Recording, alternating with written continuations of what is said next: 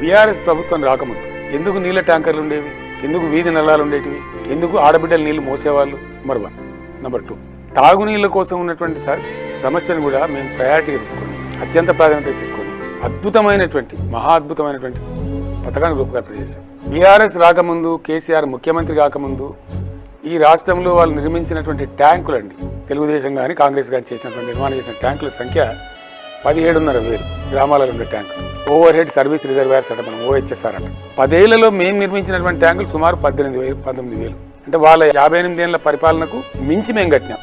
Surface water కాదు, అన్ని కారం నీళ్లు, ఫ్లోరైడ్ నీళ్లు, ఆ నీళ్లు సప్లై చేసి కాంగ్రెస్ గవర్నమెంట్. ఆ పీడకే కదా నల్లగొండలో 150,000 మంది అడుగులు వంగిపోయినాయి ఫ్లోరైడ్ పీడతో. మీకు సింపుల్ అండి, బీఆర్ఎస్ లేకముందు నల్లగొండ ఫ్లోరైడ్ విషయంతో నిండకపోయింది. బీఆర్ఎస్ గవర్నమెంట్ వచ్చిన తర్వాత 5 సంవత్సరాల తర్వాత సెంట్రల్ గవర్నమెంట్ అండి, మేం కాదు, జలసాధన సమితి జలసాధన మంత్రాలయం ఉంది కదా, నల్లగొండ ఇది నౌ ఫ్లోరైడ్ ఫ్రీ డిస్ట్రిక్ట్స్ అని పాలించారు. ఇది ఫ్రీ ఆఫ్ ఫ్లోరైడ్.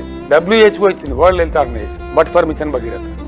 అంతకుముందు లేదు. ప్రజలు సస్తానే ఉన్నారు, నడుములు వంగుతానే ఉన్నాయి, కానీ ప్రభుత్వాలకు పట్టలేదు. ఇది చిన్న సన్న పథకం కాదండి. దానికి మేము కలర్ వేసి, మేకప్ వేసి, విండో డ్రెస్సింగ్ చేసి డ్రామా చేసామని చెప్పేదంతా వీళ్ళ డ్రామా.